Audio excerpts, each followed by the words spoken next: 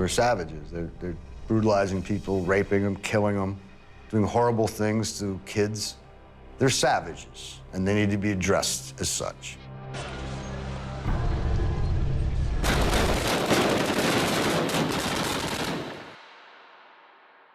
The Battle of Ramadi was one of the most intense and decisive battles of the Iraq War. This confrontation represented a turning point in the conflict, marking the beginning of the adoption of highly controversial tactics by the American forces. These methods, although they involved great risk for the soldiers, proved to be effective and signaled a significant change in the American military strategy. One of the most crucial operations took place in the streets of Ramadi and anticipated a new way of conceiving counterinsurgency in the region. The objective, to regain control of the city occupied by rebels. The enemy, 700 insurgents ready for anything. The assigned team, 32 American soldiers who were going to face one of the most brutal battles in history. In this installment of Military Force, join us on a wild adventure with an experienced team of Navy SEALs through Iraqi alleys and buildings, where at every corner we can find ourselves face to face with death. Let's begin. Boat! Head! Will!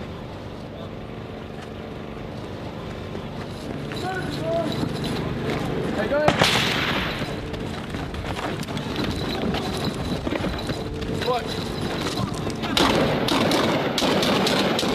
On March 20th, 2003, U.S. forces invaded Iraq, promising to dismantle the country's weapons of mass destruction and end Saddam Hussein's authoritarian regime. As U.S. intelligence on these weapons proved flawed, a violent local insurgency arose and public support for the war crumbled. Uncle Sam's forces remained operational in the country, however. Saddam was captured on December 13, 2003, near his hometown of Tikrit in Iraq. A U.S. brigade found him hiding in a small underground hole on a farm. Hussein offered no resistance and was subdued without incident. He was tried and executed by hanging, paving the way for democratic elections in the country.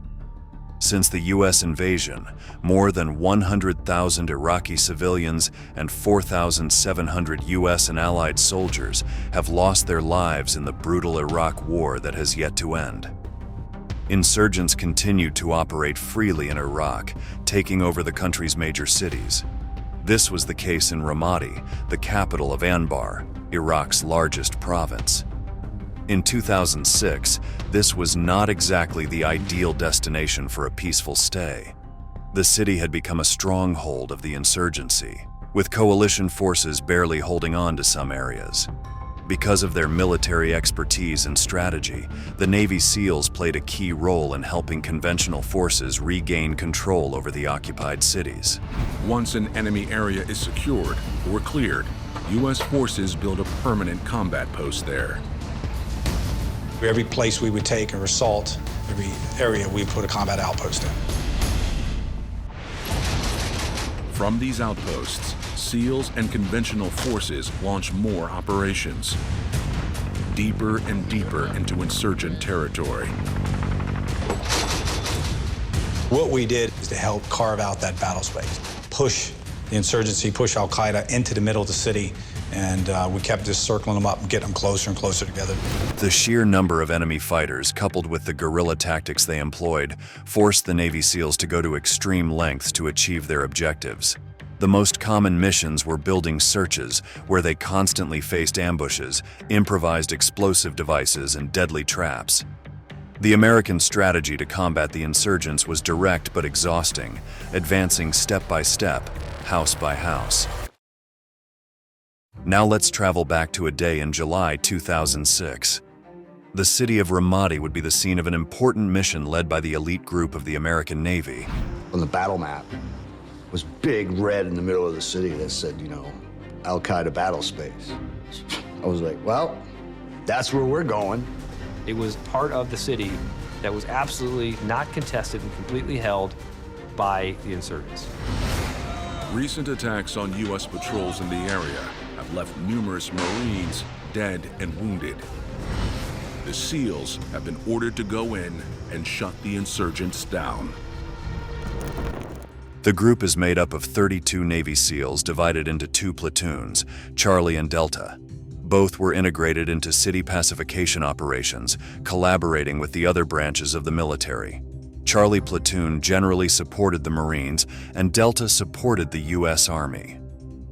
This operational structure makes it easy to identify the members of each group by their associations. Charlie Platoon is known as the Punishers.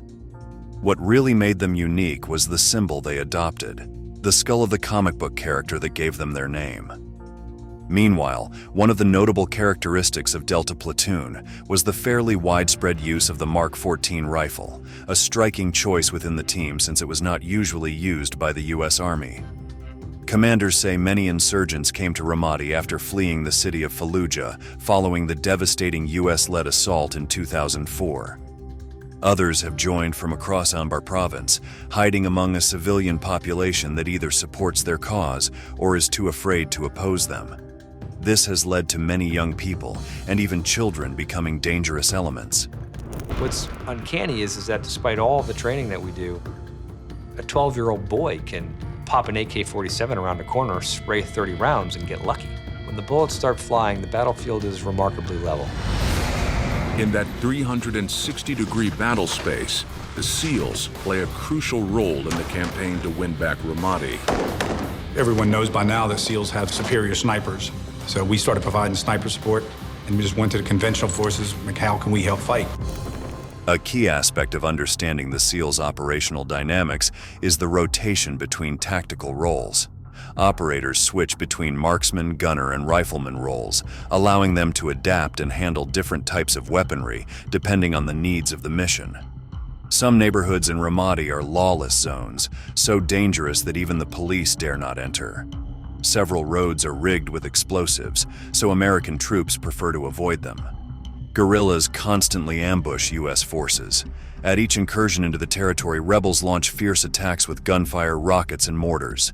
The situation is completely out of control. Allied forces do not dominate the situation. There simply are not enough soldiers on the ground. The insurgents act violently and with impunity, and have no qualms about leaving a record of each of their actions. We would come across, some of these caches of DVDs where they're sawing the heads off of Iraqi workers who worked on coalition bases, tossing people in the river, putting IEDs in certain areas, that would have some kind of effect on the civilian population, suicide bombers in crowded areas. Anything they could do to strike fear in a large population of people. As we mentioned, one of the insurgents' favorite areas was the city of Ramadi. The SEAL platoon heads there, close to the sites where attacks against the Marines have taken place. Quickly and precisely, the team selects a 4-story building as their base of operations. After reviewing topographic maps, they determine which buildings are the most strategic to begin the operation called Clear and Hold. Once the targets are selected, they head there in order to clear them of possible enemies and take over the place.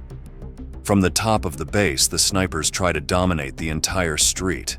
For Kevin Lax, one of the snipers, this building offers ideal positions to fire at the terrorists, who could stop the Navy SEALs from advancing towards the target building. The Americans realize that in every corner of the city there are people watching them. Initially, it is not clear whether they are simple civilians or informants for the guerrillas. However, it is not long before the truth becomes clear to everyone.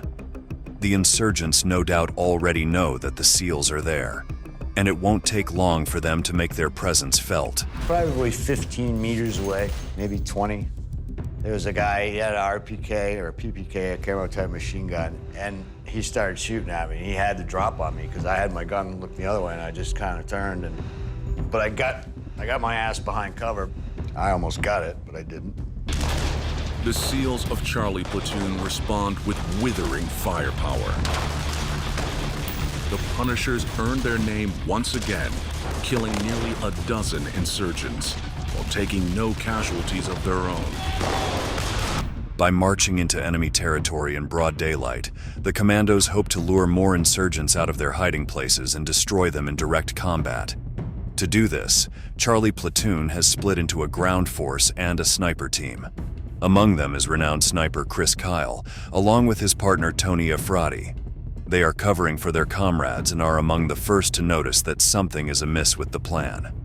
The situation soon spirals out of control, plunging the operation into unexpected chaos. The snipers lose sight of the SEALs below as the men on the ground are ambushed by a well-armed group of insurgents.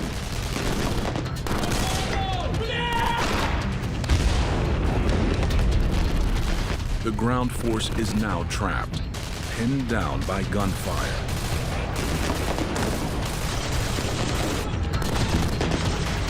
Meanwhile, the sniper team is unable to see them from their rooftop position. I'm looking out to the east, so I know where they're going to be, but I don't have a direct visual to where they're at. As we can see, the situation is very fragile. The urban environment is undoubtedly one of the most dangerous. The enemy can hide and find cover in any corner, firing from unexpected angles. You never know who is watching or where enemy snipers may be positioned. Explosives are hidden everywhere and any building can be a threat. To make matters worse, shots echo and bounce off walls, making it almost impossible to identify where the attack is coming from. They don't make it too far. When they did take contact, they walked into an ambush. They were taking, it sounded like pretty overwhelming gunfire. That moment, outnumbered and outgunned, the sniper team led by Chris Kyle improvises a quick and risky strategy. They raise their flag, waving it in front of the enemy's eyes in order to enrage them. Abdullah, Imshi. Here we go. The ruse works. One by one, the insurgents turned their AK-47s toward the sniper's position, unloading a barrage of intense fire. The snipers duck for cover amid the hail of bullets, a sound all too familiar to these warriors. Chris Kyle and his comrades immediately improvise an exit. The soldiers knock down a wall on the second floor to access an adjacent roof with a staircase leading to the street. The platoon disperses across the roof, but they do not manage to take up their positions before receiving a fatal welcome. Man down! It's a traumatic experience for Kevin Lace and the Punishers of Charlie Platoon, who so far have felt invincible. The mood when we get back is pretty somber. Ryan was the personality of the platoon. His energy was unstoppable. His humor was, unflappable. Ryan, one of the snipers, is shot and killed. He instantly becomes a victim of the invisible dangers lurking around him. In the devastated city of Ramadi, dozens of Marines and Army soldiers have fallen victim to hidden explosives and insurgent attacks. The Punishers of Charlie Platoon, who until then felt invincible, suddenly find themselves in a situation of absolute fragility. The reality of combat hits them hard. After this significant loss, Charlie Platoon decides to return to the battlefield. But luck is against them again. Mark Lee, a new guy on his first deployment, is cut down by a burst of machine gun fire from the next building. Lace, a medic for the platoon, tries to help Lee. Despite Lee being seriously wounded, Latz moves quickly to provide him with medical assistance and get him out of the enemy fire. However, there is not much he can do. Lee only has a few minutes left to live. Mark was gone before he hit the floor.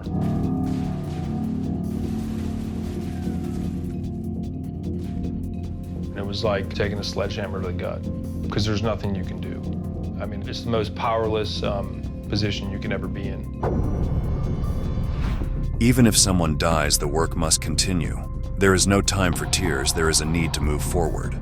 With determination, the team moves forward, clearing the area and, in retaliation, eliminating the insurgent responsible for Lee's death with an intense assault on the neighboring building. The fighting in Ramadi reaches its climax. Amid the chaos, fury turns to determination. After the brutal confrontation, the SEALs advance with relentless precision, razing every enemy corner. The commandos continue with the strategy of clear and hold, gradually expanding their control of the territory. This approach is extremely risky and exhausting for the soldiers, but it is the most effective strategy to minimize collateral damage. Meanwhile, the guerrillas continue to arrive in the city, knowing that they will most likely not leave alive. Although it may seem incredible to hear, the insurgents consider resistance a form of holy war against foreign occupation, believing from their extremist faith that personal sacrifice would be rewarded. At this point, the SEAL team encounters a new danger. The terrorists had planted a bomb as a way of countering the military superiority of the Allied forces. To continue advancing, it is essential to defuse the improvised explosive. The SEAL specialist quickly places a charge on the huge trap, thus blocking the insurgents' escape. He sets the timer with millimeter precision, knowing that the team has only a few minutes to get away before everything goes up in smoke. Tick, tock.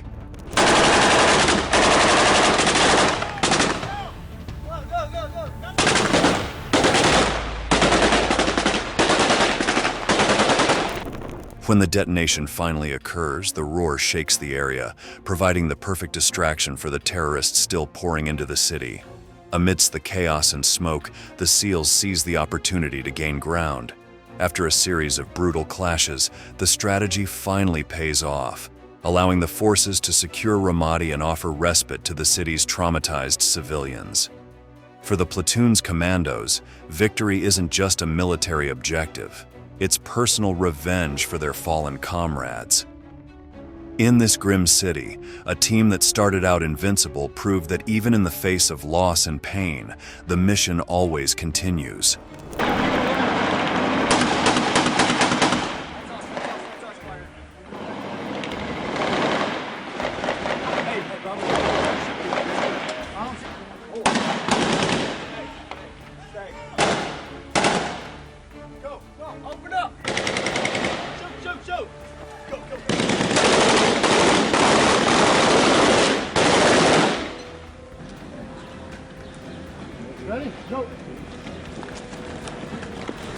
This battle highlighted the need for a flexible strategy, where tactics must constantly adapt to confront an evolving insurgency.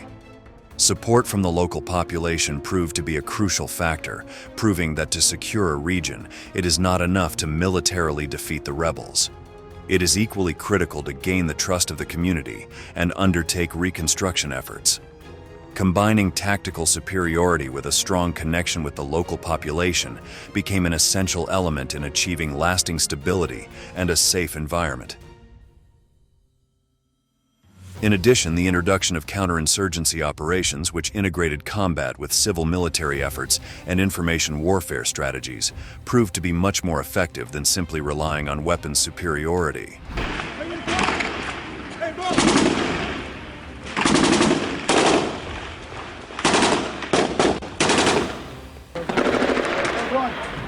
The Navy SEALs have demonstrated their mastery in a form of warfare that defies convention: urban combat. The heroic sacrifices of Mark Lee, Ryan Job, and other brave commandos in Ramadi have not been in vain. In the aftermath of this battle, several members of the team have become true stars in the history of the Navy SEALs. We can highlight some brave men like Chris Kyle, Mike Mansour, and Kevin Lax, among many others. And so we come to the end of this video. We hope you enjoyed it, and we invite you to follow our channel to discover future installments of the Iraq War. See you next time.